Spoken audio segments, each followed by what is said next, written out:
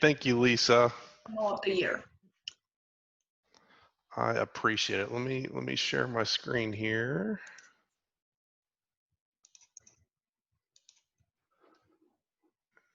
And there, we should be good. Okay, thank you very much, Lisa. I really appreciate it.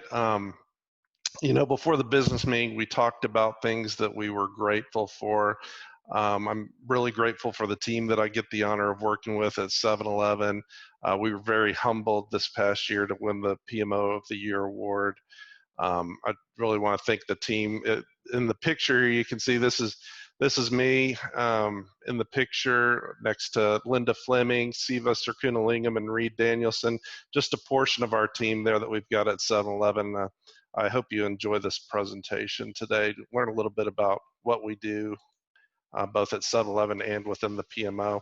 I'll start off talking about 7-Eleven, a little bit of the history of the company, set the stage, and give you some context behind what we do. I'll dig into some information about our project management office. Then we'll hit on some of the exciting PMO managed initiatives that we've got going on. You know, fortunate working for 7-Eleven, you guys are all customers of ours, so you can relate to our products. I think you'll get something out of this, and there's a little bit of a surprise at the end. And then also we'll have time for Q&A. So starting off about 7-Eleven. First, I've got a video that I'm going to play for you guys about the history of our company. The video is about 13 minutes long, so if you've got some popcorn or some dinner that you want to eat while we're watching this, you can feel free to do that. If you didn't grow up around 7-Elevens, there's parts of the country where we don't have stores. This video should give you some information about the background of 7-Eleven. You'll learn some. If you have grown up around 7-Elevens, I think there'll be parts of this video that'll bring back a little nostalgia for you. So without further ado, here's our video.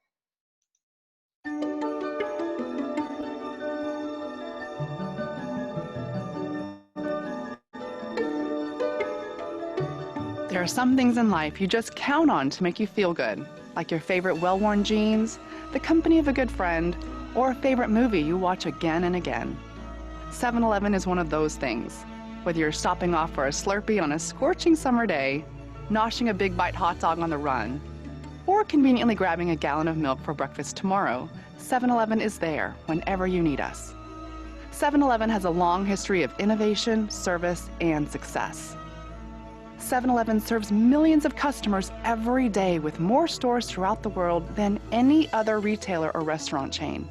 We are more than just a convenience store.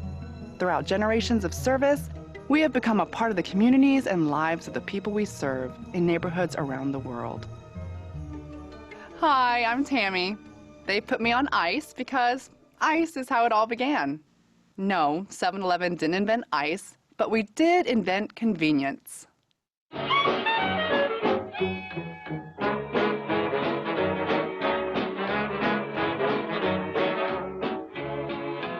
In 1927, a man named Uncle Johnny Green had an ice house in Oak Cliff, not far from the heart of Dallas, Texas. During the summer, he kept the ice dock open 16 hours a day, 7 days a week, so folks in the community could get a block of ice to keep their perishables fresh. Then he began to get customer requests beyond the ice. Cold watermelon in the summer, a loaf of bread, milk for the children late in the evening, a dozen eggs on Sunday afternoon. Mr. Green realized people wanted convenience, so he added these basic products to his ice inventory. Customers loved this new business idea, and convenience retailing was born. The company's early convenience outlets were known as totem stores because customers toted away their purchases. Some stores even displayed genuine Alaskan totem poles in front.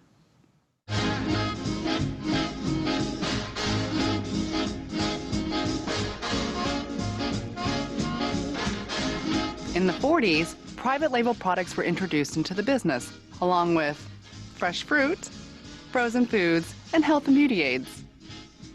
In 1946, the company standardized the name of all stores as 7-Eleven to reflect the store's extended hours, 7 a.m. until 11 p.m., 7 days a week. In 1949, here's what convenience looked like in one of the first animated commercials on TV.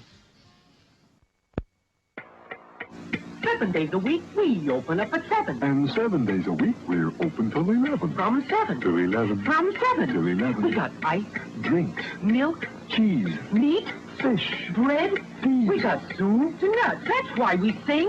7-Eleven's got everything.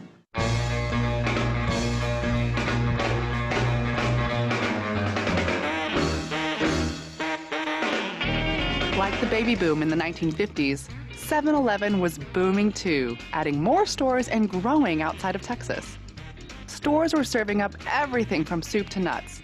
Additional services were added, including money orders, postage stamps, and magazines.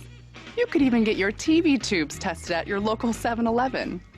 Yes, you get quick, convenient curb service at the 7-Eleven dairy stores. Your complete grocery list filled in a jiffy. Next time, don't worry about parking. Drive in at a handy 7-Eleven. Service as you like it, at the curb or in the store at 7-Eleven.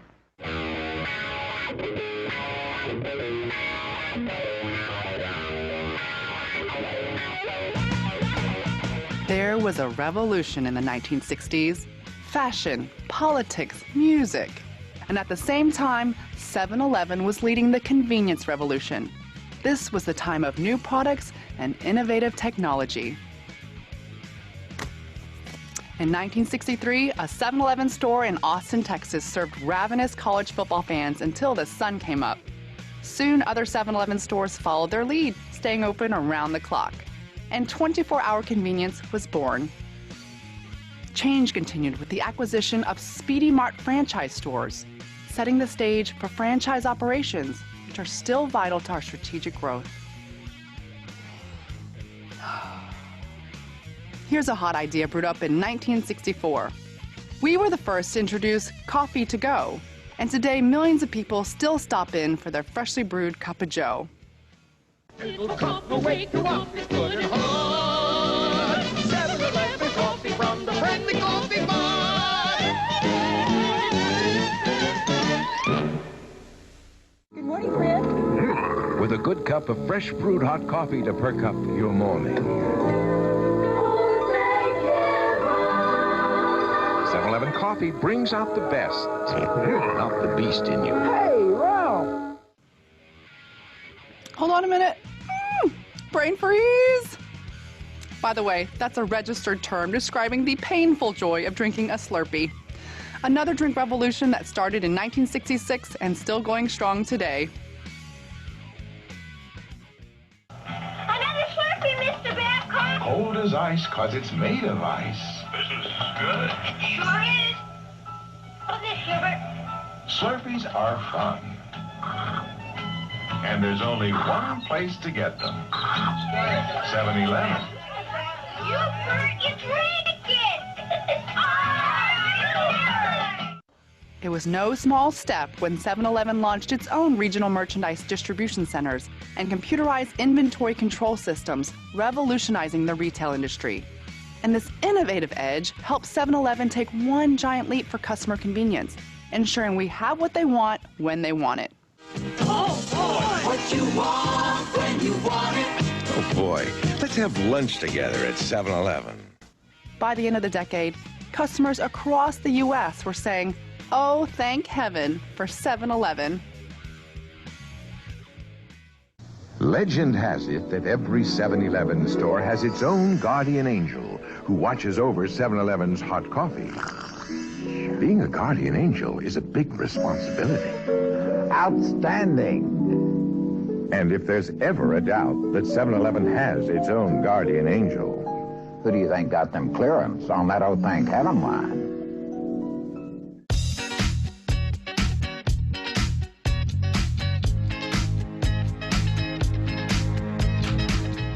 Everybody's doing it. everybody's doing the ham and cheese, the sensational sandwiches from 7-Eleven. Everybody's doing it. Yeah, 7-Eleven's got two of them. The large ham and cheese that's hot, the small one that's not. One's hot, one's not. Ham and cheese at 7-Eleven. 7-Eleven was in the groove and on the move. Sales soared to over $1 billion, and the company was publicly traded on the New York Stock Exchange for the first time. Peace and love were the sign of the times. The welfare of the community, customers, and employees was a high priority. A 7-Eleven pioneered new safety procedures and set the standard for security still used in the retail industry today. The world was getting smaller, and 7-Eleven was getting bigger. 7-Eleven expanded north to Canada, south to Mexico, and in 1973, west across the Pacific to Japan, in a partnership with Ito Yokado, one of Japan's largest retailers. The international 7-Eleven stores enjoyed the growing opportunity to introduce food, drinks, and other products that were uniquely popular in their region. 肚仔餓到打晒鼓。海餐啊 ，baby！ 7-Eleven 多款熱辣辣美食，口痕得，肚餓又得，嚟 7-Eleven 開餐啦 ，baby！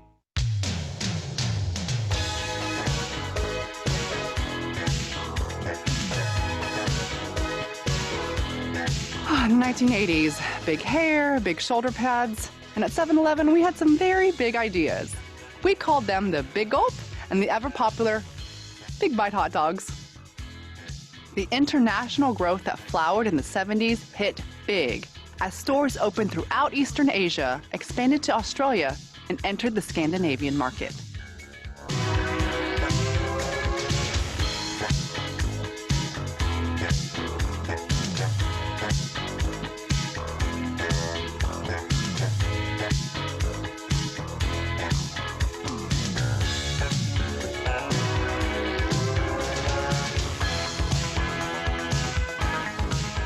Self-service was key to the changing needs of time-pressed customers.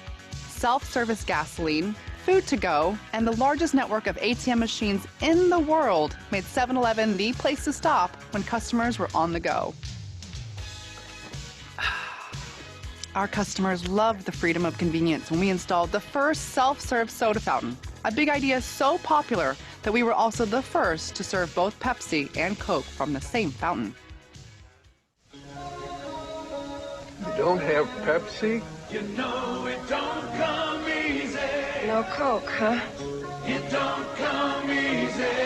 Could I get more ice, please? When getting a little thing like a soft drink starts getting hard, You call this a large? come to 7-Eleven, where you'll always get your favorite soft drink fixed by someone who knows just how you like it. You. Now that's what I call a large. Today's 7-Eleven, where the good things come easy.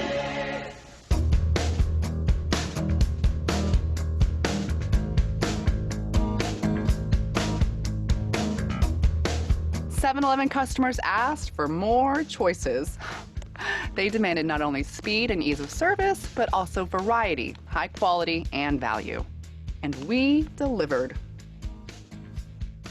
In response to the 1990s cultural shift to a healthier lifestyle, 7-Eleven focused on delivering fresh food products to stores daily and offered more choices to customers for healthier items. These improvements modeled 7-Eleven Japan's recipe for success of delivering high-quality, fresh food several times each day. Now that's fresh.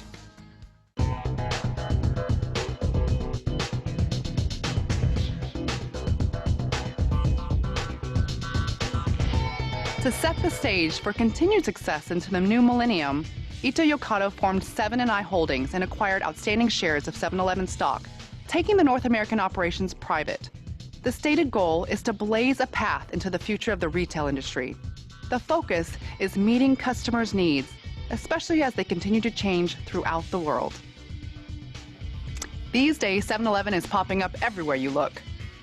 Whether you're on a court, on a track, maybe settled in with a magazine, a popular book, or listening to podcasts, 7-Eleven is mentioned in our music and popping up on TV.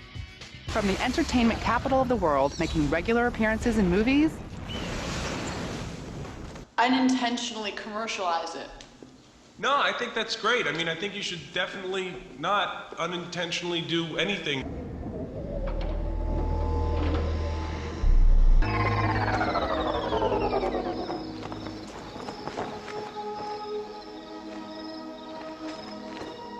It's so beautiful. To playing a starring role in bringing ideas and people together at the highest level in the political capital of the world, 7-Eleven is there. President Obama holds his so-called Slurpee Summit. A long-awaited Slurpee Summit. The Slurpee Summit. Yesterday's so-called Slurpee Summit at the White House. Really? So another 7-Eleven beverage-based summit for the White House. Today, we serve our communities in our local neighborhood stores and on the web using our online apps and connecting through social media. 7-Eleven is working to connect with our customers and make their lives a little easier. What began as one man responding to the needs of his customers has grown into a global brand serving millions of people each day. This fundamental principle is the foundation of our success. We are still keeping things cold, focusing on convenience, and listening to what customers want. Our vision is to be the best retailer of convenience in the world, and everyone has a role to play. What we all have in common at 7-Eleven is a relentless pursuit of customer service and thirst for innovation. A thirst even a super big gulp can't quench. Hopefully you guys learned a little bit about the history of 7-Eleven. I'm sure there were a few things in there that maybe you didn't know. I liked where they were talking about 7-Eleven popping up in Hollywood and movies and things. I don't know, last year I went to go see Avengers Endgame with my family, and I was surprised to hear Tony Stark saying that he was 1,000 light years from the nearest 7-Eleven when he was trapped in space. Also, another thing that comes to mind for me, there's the song Rebel Yell that Billy Idol does. He's got a line in there that says, collects it to go from 7-Eleven. It's neat working for a company that is part of the American culture. One thing I did want to point out, you know, that it went through different phases of our logo, and you could see things change. I don't know if everybody's ever noticed that the N at the end of 7-Eleven is lowercase. Maybe that'll be the thing that you learned today. But it wasn't always that way. There's different rumors about how that came about. I'm not sure that any of us really know for sure, but it changed in the 60s. Some people say that it was the CEO's wife that recommended the change because it gave the logo a smoother look. Other people think that it came from a design firm that they worked with back then. Going back to some of the memories that I've got from 7-Eleven, I know when I was in elementary school, my best friend's dad was a sales associate in the 7-Eleven. I remember growing up and playing pinball and video games in the 7-Eleven, where they used to have those in there. Now they've still got gaming in the 7-Elevens, but it's a lottery. Some of the little cubby holes in the stores where they used to have the video games and pinball games. Now that's where you can go back there and scratch off on your lottery tickets. But hey, I'd encourage you guys, if you've got any memories growing up from 7-Eleven, feel free to share those in the chat with the rest of the team. Moving on here, so we talked some in the video about being the world's largest retailer. 7-Eleven opened its first store outside the US and Canada in 1969. Just 2 years later, we went south of the border into Mexico and started out under the brand Super 7 was the name of it. But today 7-Eleven in Mexico is vibrant. 7-Eleven signed a licensing agreement with Japan in late 1973. That first year, the island nation opened 25 stores. Within only 6 years, had more than 1,000 stores. And today, 7-Eleven Japan has over 20,000 stores, which is more than twice what we have here in the United States. During the 1970s, 7-Eleven also opened stores on opposite sides of the globe in Australia and Sweden. In the 80s, we were busy when we opened stores in Taiwan, China, Singapore, the Philippines, Malaysia, South Korea, Thailand, as well as in European countries like Denmark and Norway. Most recently, we've added the United Arab Emirates and Vietnam, and recently announced that we're going into India. So we've been busy opening stores around the world, not by the hundreds anymore, but by the thousands, both across the street from you and across the seas. Let's see, in fact, today we have over 70,000 stores worldwide, serving 59 million guests on a daily basis. Continuing on about being the world's largest retailer, here's a comparison with the number of stores that we have compared to some other retailers. like Yum, who has KFC, Pizza Hut, Taco Bell, and the Habit Burger Grill. They've got 49,000 across the globe in 145 countries. Subway, 41,000 in 110 countries. What you'll notice, though we have more stores, we're in far less countries, which means 7-Eleven still has plenty of room to grow.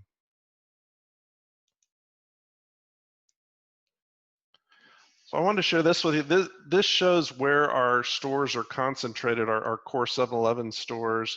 This was surprising to me when I first started working for 7-Eleven, because growing up in the Dallas area, and I also spent a little time living in Denver, we had 7-Elevens in those areas, and they were pretty concentrated. I just assumed we had them all over the United States. But you can see there's still plenty of room here. Operationally, we're divided into 11 zones across the US plus Canada. A little bit about how we're structured. Each zone has a vice president over that zone. Some of the zones will have a director of operations under them as well. Next layer down, we have market managers. Reporting up to market managers, they'll have 10 or so field consultants that report to them, and each field consultant is responsible for about 9 or so stores. Most of our stores are franchise locations, though we do have some that are corporate owned. All of our stores in Canada are corporate owned. And as I mentioned, we've still got plenty of room for growth in North America.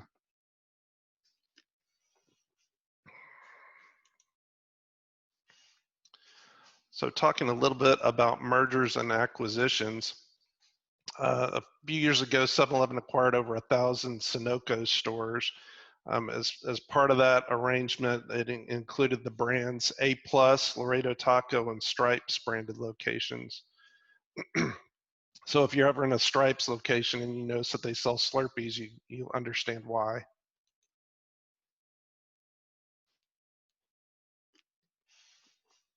So I wanted to share a little bit about how we get our products to the stores.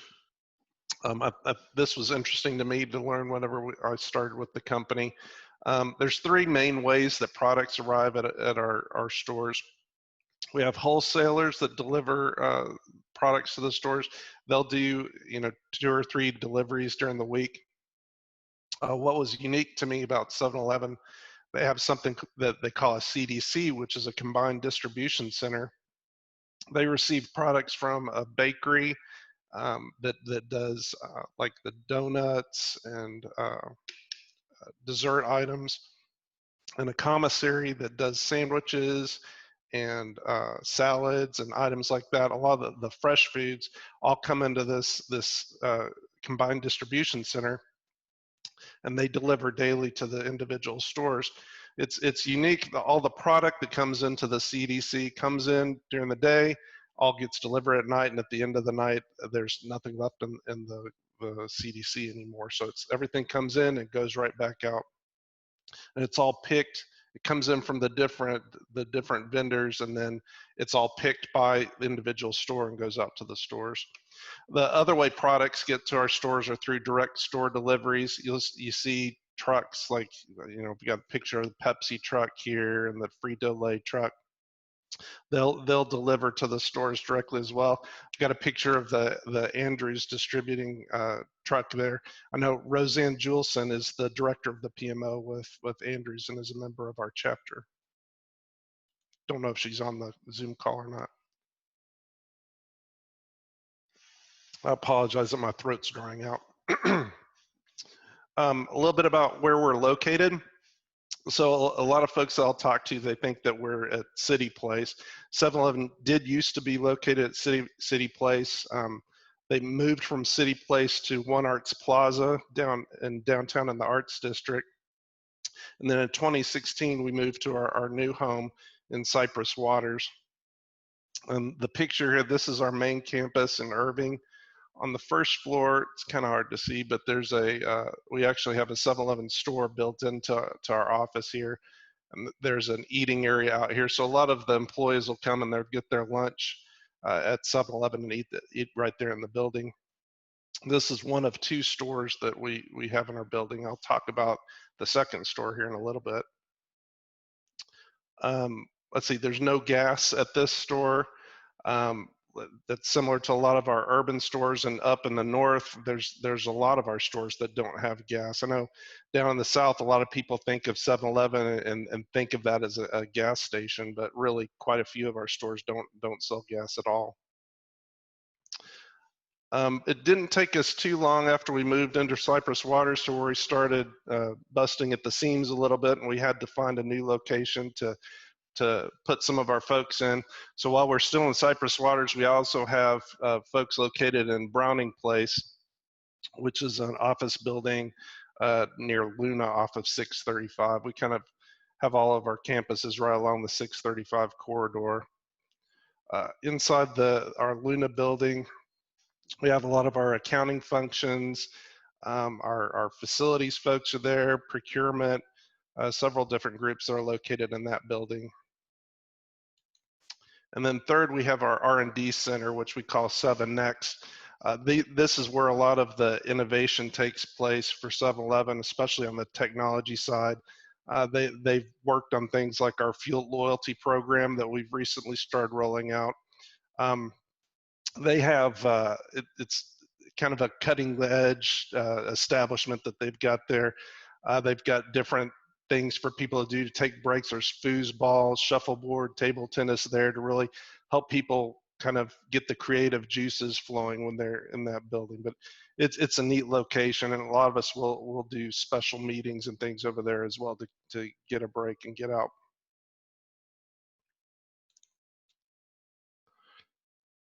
Digging into our PMO a little bit. So this is how we're structured today. I say today because we're growing. I know May mentioned earlier that we're hiring. We are still hiring. We've got several project manager roles that we're planning to fill. Today, you can see we've got, this is actually me here.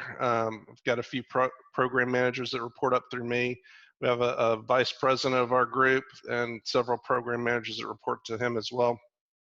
This white space here will start to fill up, I think, over the next few weeks. Let's see. I'm not going to go into a whole lot of detail on this slide, but what I did want you to take away is our PMO group is, we call ourselves the corporate PMO. We're chartered by the executive committee to manage what we call strategic projects, which are typically multi-million-dollar, cross-functional, complex, multi-year initiatives for the company. They could cover, all the gamut of types of projects that we have. The executive committee is comprised of our CEO and his direct reports. The kind of the way the process will work was, someone in a particular department will have an idea for a project. They'll share that with their vice president.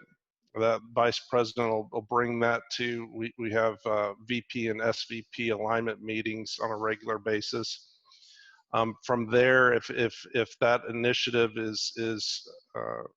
has the backing of the VP group, then the planning department will pull that together and present it to the executive committee along with the requesting group. And if the executive committee approves it and says that it's a strategic project, that's how it comes onto our plate for our team to lead. Then after that, we do regular reporting back to the executive committee, giving them the status on the initiative, outlining any significant risks or issues, letting them know how we're doing against the timeline, and giving them an update on how the project's coming along financially.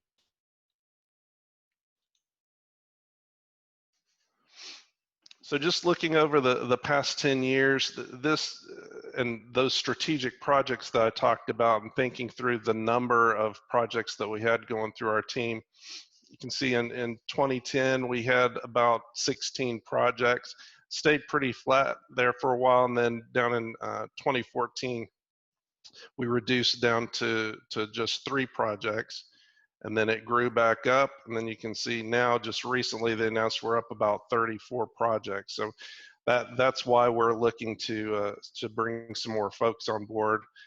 I just plugged in some significant timeline items in here. So our PMO formed in 2010. Prior to that, we did have a PMO within 7-Eleven that was focused. It was housed within our IT function.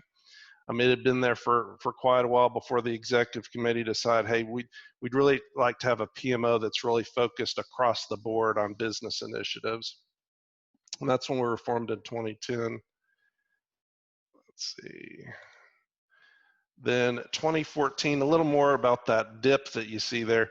At that time, we decided, hey, you know what? We're focusing on too many things. We need to cut back and pick 3 large initiatives and really dig on those. We started to apply some agile principles then with co-locating.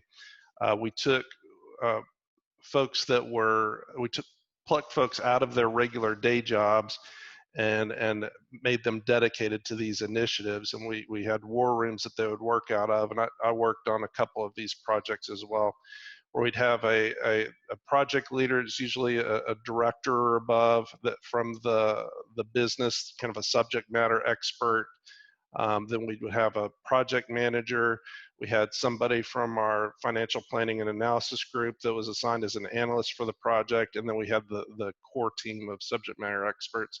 And those folks gave up their desk space and came and every day came and worked in this war room together. And it worked really well. But then we wound up having more projects come up that we need to focus attention on. And that format of the working together in war rooms kind of changed whenever we moved from One Arts Plaza to Cypress Waters. What you might think is, well, wait a minute, when you have these peaks and valleys, what really happens with the employees? Are you letting people go, or what's going on with all that? We're fortunate in that we're never short for work for our team to do. We may have, if we've got people on the bench that aren't focused on one of these strategic projects, we have folks with functional projects that are coming to our team asking for resource help. So we'll sometimes help out with those.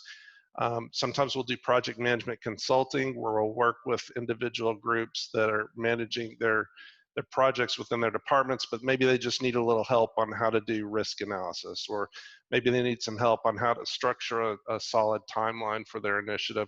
We'll get involved and help them with that.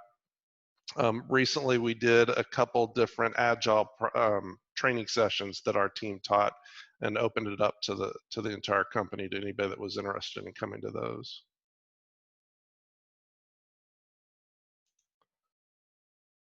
Tools of the trade. So we'll spend a little bit of time on this slide. I've got several different things I want to talk about, and these are tools that we use for managing projects within our PMO group. The initiative strategy deck is something that we put together. It came from a combination of kickoff decks that we were using when we started initiatives, and from our project charter. We've joined those together. This is a living document that we work with throughout the life of the project. The first few elements that are within this strategy deck, we call this our 4-step. These 4 steps are things that we use across the company for starting up new initiatives or things that we want to focus on. So the first thing we always start off with is a current situation analysis, where you understand, all right, what's the current environment we're in, and where are the problems that we need to solve. Next, you have the hypothesis, which is, I think if we do this, then it's going to have this result. After that, we develop an action plan, which is, okay, how are we going to go execute this initiative to really prove out that hypothesis that we have. And then verification, those are the steps we're going to go through to measure, to make sure that we got the results that we expected to get at the end of the initiative. So we define all of that up front. We'll identify any key milestones or date constraints that we've got related to the initiative, so everyone understands that up front. Again, thinking through, if we're using this in a kickoff meeting, we want everybody that's involved on the initiative to understand where those constraints reside. We'll talk through key deliverables, again, so everybody understands what it is that we're going to be producing from this initiative. We identify what the customer impact is. This is really big at 7-Eleven, because we are really focused on being customer obsessed. So regardless of what the project is we're working on, we want to think through to the end of the project, how is this going to impact the customer that comes into our 7-Elevens? We identify what the initiative org structure is going to be. A little more detail on top of what I shared earlier. We'll have an executive committee sponsor. This is somebody that sits on that executive committee that reports up to the CEO, that will be the sponsor of the initiative. We'll have a department head that's over the business group that's focused on the project. A project leader, again, that's a director or above, supported by a project or program manager from our team. We'll have an FP&A analyst that they focus on helping us out with the business cases at the beginning of the initiative. They assist with budget management throughout the execution of the project, and then they focus on the verification at the tail end to make sure we delivered on the results we expected. And then, of course, there's the core team that's on the project, the subject matter experts from the business. And then we also have something that's relatively new to our group that we call an executive huddle.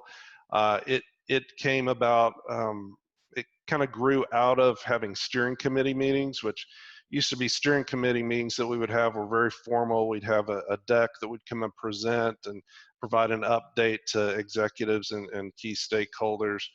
Over time, we've transitioned that to be a little less formal, to where we'll still have an agenda when we walk in, and we'll talk about where we are with the timeline and any significant risks or issues with the initiative. But it's more of a organic dialogue that we have with the folks in the room rather than a presentation. So that way, you know, if based on the direction that the discussion goes, it provides a lot more value once we really get people talking in those discussions rather than just listening to a presentation. So those have worked really well for us. Depending on what phase of the project's in, sometimes that may be a weekly occurrence. They're usually just a half hour or so. We may spread them out depending on, again, where we are in the project. Stakeholders, we obviously want to identify, all right, who are the stakeholders in the project, and make sure we understand how we're keeping them engaged. And that may drive some of the membership on the executive huddle team.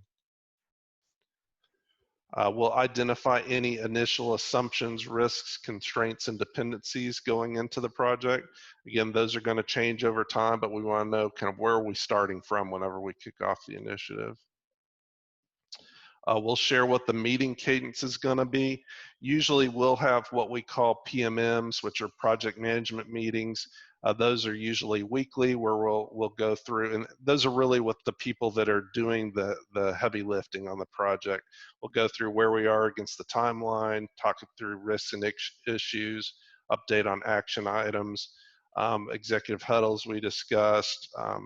Monthly, this is something that we've done before and we've recently brought back, where projects will be going and presenting to the executive committee on a regular basis as well.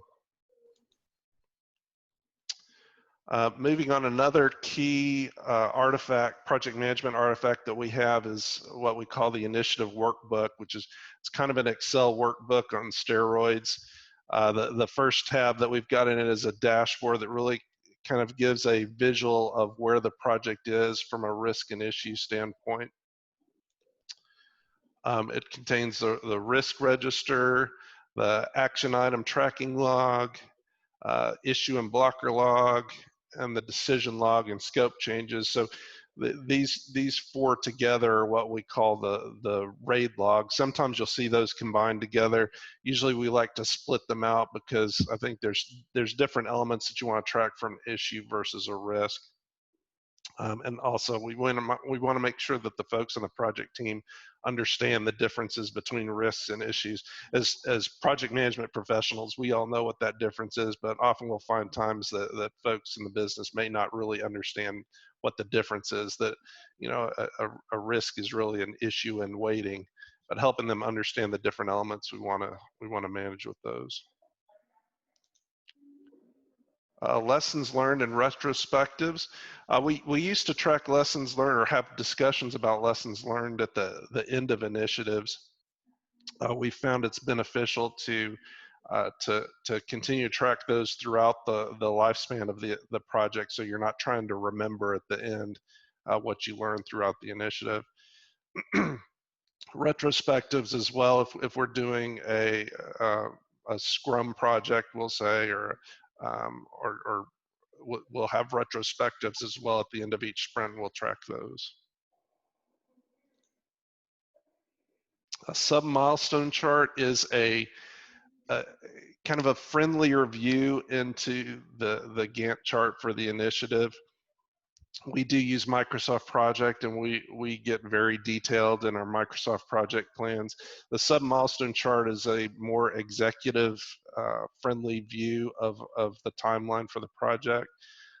It's a little bit of an arts and crafts exercise for us when we put that together, because we do that in Excel, but it gives us an opportunity to put together chevrons, and we can have call outs on it and use different colors and everything, make it look nice and easier to read for our executive team. Roles and responsibilities, we definitely keep those in the initiative workbook so we can share with the team. Want to make sure everybody on the project understands what's expected of them. We'll use a RACI matrix, which I believe when I took the PMP exam that RACIs weren't part of the PMBOK, but I know that they're pretty popular in the project management community. It's where you'll build a matrix of deliverables down the side, and you might have the individuals on the project across the top, and then at the intersection you'll identify for each of those deliverables whether that individual is responsible for the deliverable, if they're accountable for it, if there's somebody that just needs to be consulted on it, or somebody that just needs to be informed. But we use those quite a bit.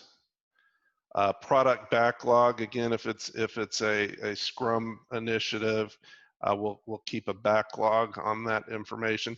Typically at 7-Eleven, most of the Agile initiatives are really done by our IT team, and we may be managing a program that has an IT work stream that they may be strictly following some of the Agile principles, and usually Scrum is what we use at 7-Eleven.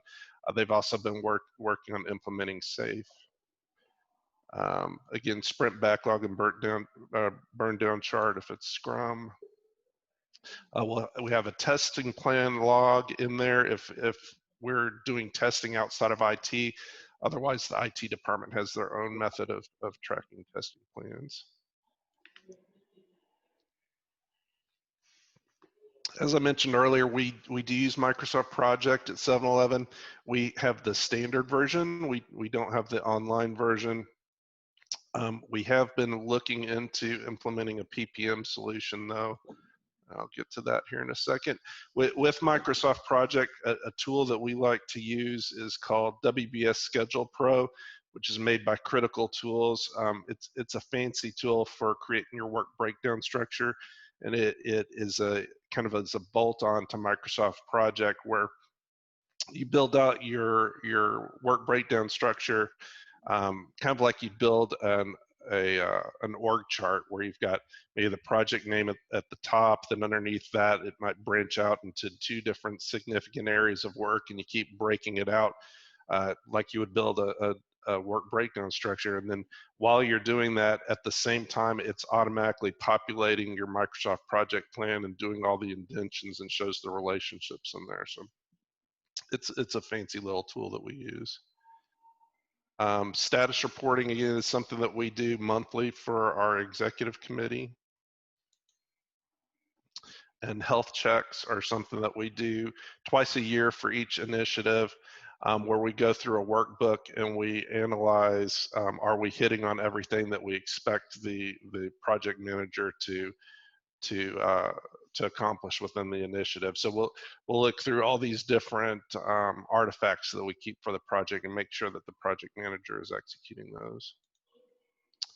And Clarity PPM is the PPM solution that we're moving towards. So we're not automated yet, but we're getting there. I did want to share, I know it's 8:15, we got about 15 more minutes. I want to go through some of the different initiatives that we're working on and then have some time for questions here. First one I wanted to talk about quickly is a project called Win Coffee that one of the folks on my team is leading this project. This is kind of rethinking the way that we serve coffee within our stores. Really want to win back the coffee business. As you saw in the video, we're the first ones to come up with to-go coffee. This bean to cup, it's a machine in the stores that will grind the coffee right there at the time that you fill your cup. So very fresh coffee. We're adding nitro and cold brew dispensers within the stores. Part of this project, though it's not coffee related, is putting in grab and go hot food cases where customers can get hot food themselves out of the cases there. We're making improvements to the way that we serve the drip coffee. We have machines for doing specialty coffee and adding self-serve roller grills. So over time, you've seen the roller grills that are usually served by the sales associate. As part of this initiative, we're flipping it around and making it to where the customer can serve their own items from the roller grill. 7 Now is our delivery service that we do. It catches people off guard and they say, wait, you mean we can have beer delivered to the house? Yeah, you can. You have beer and wine. Just about everything we sell in the store almost you can get there. And we've recently made enhancements to the product to where you can, it interfaces with Alexa or Google so you can voice order from the store as well. There's an app that's 7 Now if you look in the app store that you can get to for being able to do that. Mobile checkout is, we're currently deploying that in Utah right now. This is pretty slick. We've got this in the store at our office where you take your 7 Rewards app, which is our loyalty app, and you can scan the barcodes on the items that you want to purchase. On the app, you select that you're ready to check out and you pay with whatever method that you want to through the app. And then as you're leaving, you confirm by holding your phone over this device here. It makes a QR code appear on the device, and then when you hold it over there, it confirms that payment went through and you walk out the door. And you don't have to wait in any lines or talk to the sales associate or anything. You just do it and get out. It's pretty neat. I know some of you guys that we've talked about the store evolution team and what they're doing. These are our lab stores for 7-Eleven. We've got one in the Dallas area over at Sylvan and I-30. It is like no other 7-Eleven you will have been to before. It looks very different. You can see the pictures from the outside, what it looks like. It's a much larger footprint. They have a restaurant that is added on to it. You can kind of see here, this one is the one at Sylvan and I-30 in Dallas. It has a Laredo taco in it. And up the stairs here are the store. If you decide you want to partake in beer or wine with your meal at Laredo Taco, we have a liquor license such that allows you to do that. The store also serves organic Slurpees, features a build your own Sunday station within the store. We sell upscale craft beer and wine in this area they call the cellar. We have a coffee and tea bar. You can do growler refills if you like to do growler beers. You can do that within the store. It looks very different in there. The shelving is all lit. I don't really have a good picture of that in here, but each shelf has lighting on it, so the products really pop. There's an electronics vending machine in there if you want to buy like I don't know, I've seen like GoPro cameras in there, your AirPods you can get in there. And again, the Laredo Taco I mentioned, another restaurant brand that we have is called Raise the Roost Chicken and Biscuits. Some of the lab stores are having those built onto them as well. cashierless store that when I mentioned earlier that we have 2 stores within our office, this is the other store. This one works off of an app on the phone where you walk in through the gate here, you pick up the items that you want, and you walk out, and everything tracks what you've picked up. And then as you go out, it automatically applies payment to it without having to do anything. So one step above the mobile checkout process that we talked about. You may have seen this featured in the news here recently. I did want to talk just a little bit about COVID-19 and what we've been doing related to COVID-19 at 7-Eleven. Our PMO team has been involved with standing up a temporary group that we've called the Franchisee Financial Solutions Center. This is a team that works directly with our franchisees to help them through the experiences that they're having with the COVID-19 pandemic. You know, our franchisees, they're small business owners. We help them to make sure they understand what programs are available to them, like the payroll protection program through the Small Business Association, just to make sure that they're doing everything they can to continue to operate their stores and serve the communities that they're in. Also, another thing that our office did, our PMO wasn't directly involved with this, but we did in record time. Our group, our office, got protective shields out to all of the different store locations. Their plexiglass shields that separate the sales associate from the customer, help protect the customer as well as the sales associate. Got masks out to all of our franchisees and gloves. If you've been in a 7-Eleven recently, you know, so we've got hand sanitizer stations in there. We've got social distancing floor decals in there. Like a lot of companies that are serving the community, we've got thermometers out there so we can check and make sure, you know, obviously we don't have sales associates come to work if they're feeling ill.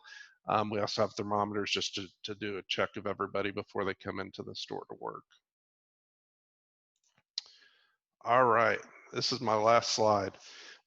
So I mentioned earlier, we celebrate 7-Eleven's birthday every year on July the 11th, which is 7-Eleven Day. Typically, we have free Slurpees in our stores on that day, free small Slurpees. It's an exciting time for those of us that work at the store support center, because we'll deploy our employees out there to go assist our franchisees with serving up Slurpees. So I know for the past several years on 7-Eleven Day, I've always gone out and helped serve Slurpees, but this year we're not going to do that. Just it doesn't seem like the right thing to do to have a program that's going to cause a lot of people to all come together in small spaces like that. Typically the stores are just rocking with people coming in on 7-Eleven Day. But what we're doing instead is we're giving a free Slurpee to all of our 7 Rewards members. That they can redeem that anytime within the month for 1 free Slurpee. We also have several different specials that are going on that I've got listed here. The QR code, if you guys have a QR code reader on your phone and you scan that, it'll take you to the App Store where you can download the 7 Rewards app if you don't already have it.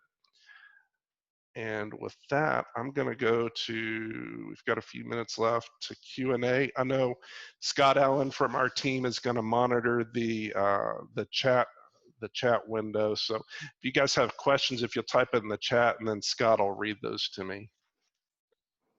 Yeah, Todd, one of the questions from Regina was, what state has the most 7-Elevens in it? Gosh, I don't know that. It's California. Okay, thank you. There's 1,820 stores in California, more than Texas. Yeah, you guys, I know we've got several folks from 7-Eleven that are on the Zoom call. If I get stumped on any of these, feel free to jump in. And then Letitia wanted to know, is 7-Eleven going to start adding fast charge stations for electric cars? Fast charge stations. So I know that's something that's been talked about before. I don't know of an initiative that's open right now on working on that, but I know it is something that we've talked about. We have an innovation group that looks into all sorts of different things like that we could test in our stores to see how well they fly. We've piloted a handful of those, Todd. Okay, thanks, Ken. Expand in the future. And then Meredith wanted to know if our new DoorDash partnership is regional or nationwide for DoorDash. And I'm not sure on that one either. I know we started in just particular areas. I'm not sure if that's national yet or not. In each region, we partner with those that we feel will be able to assist with the capacity that we have and the needs of the customers. So we do that on a regional basis. Okay, thank you, Ken. So by the way, Ken that's jumping in and helping with the answers, he's the VP position that you saw on the org chart that we listed up there earlier. Nice. And then Lisa wanted to know if the PMO group is centralized at the corporate level, or does each zone have its own PMO? And gotcha. So we are centralized at the corporate level.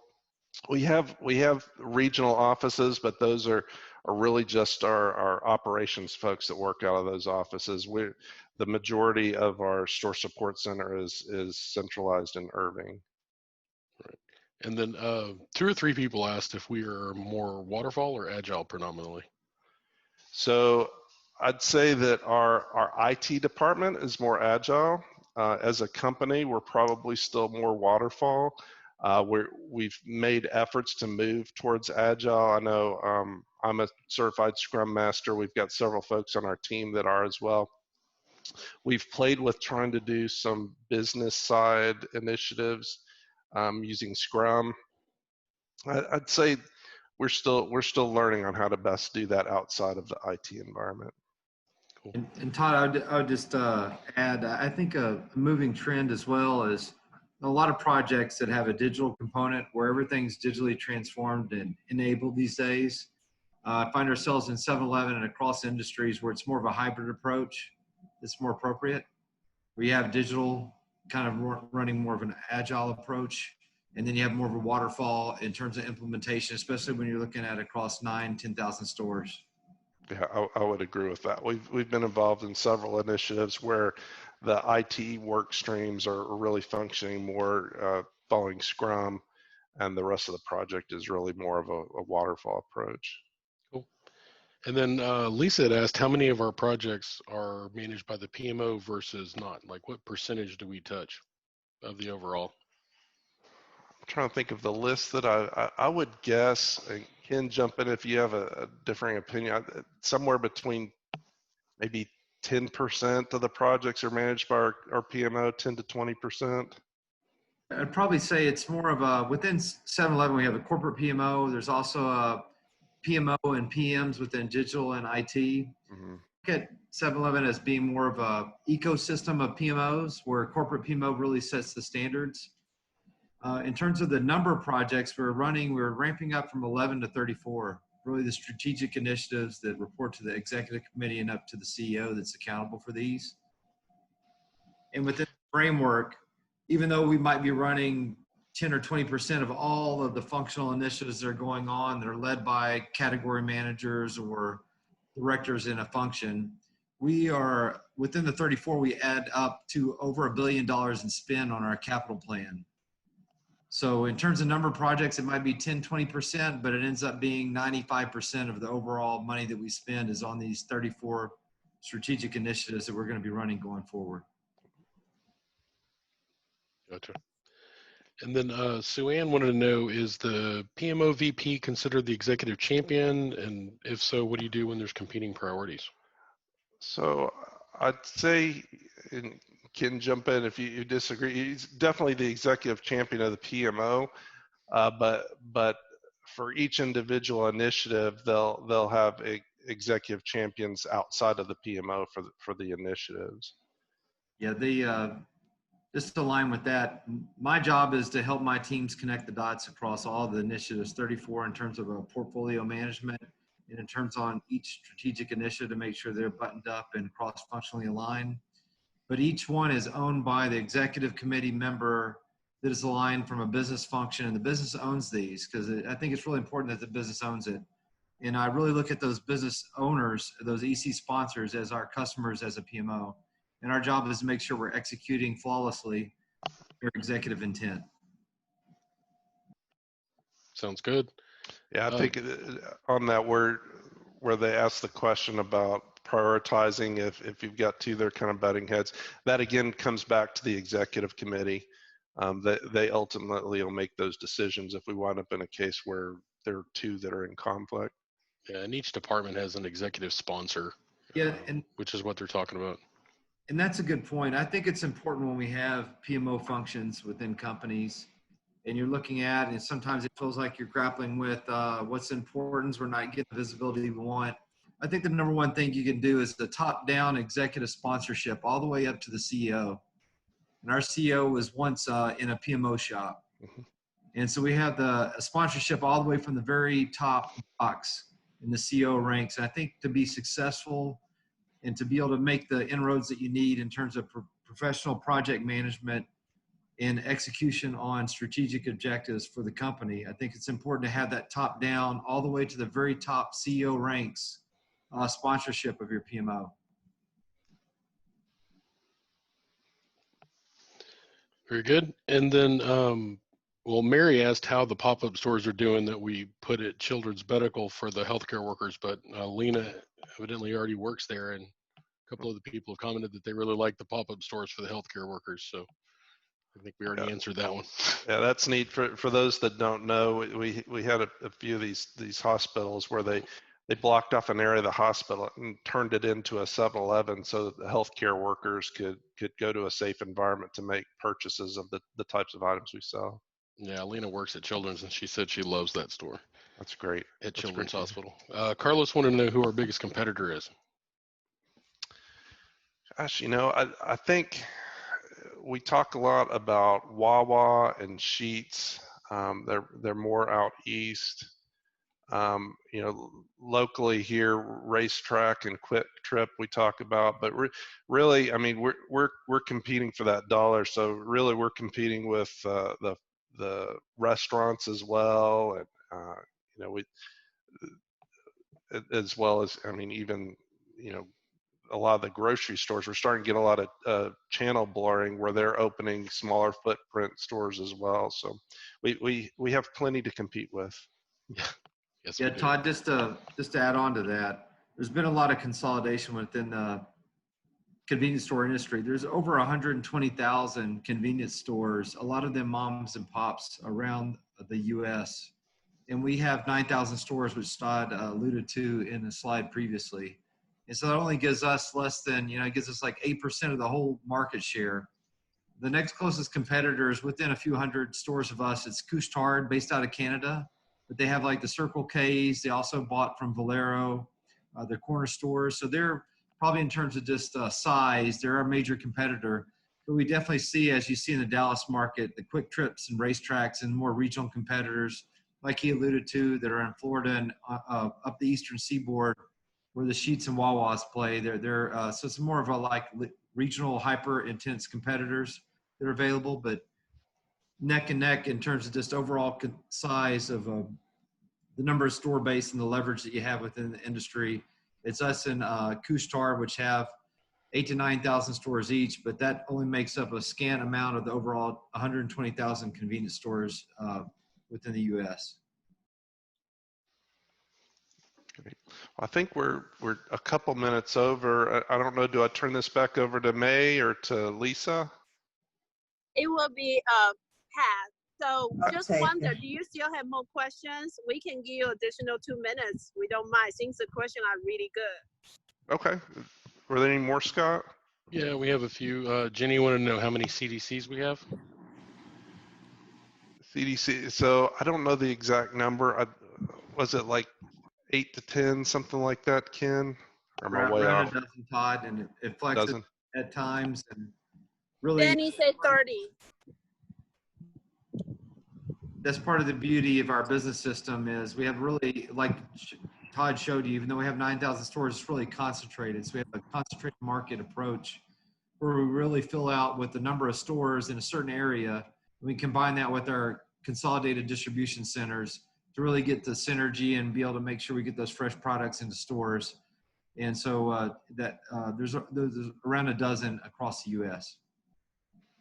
Okay, last question, Scott. Kristen wanted to know if our Dallas office manages projects globally or just locally. So it actually is globally. We've got we have a department that specializes in international relationships that we build with these franchisors across the seas. But we do have projects that we manage internationally as well. Cool. So Thanks, Pat, Meg. thank you Pat. so much, Pat. We will let Pat do the closing remark. Pat was the center of the whole dinner meeting. Thank you, Todd and Pat, please.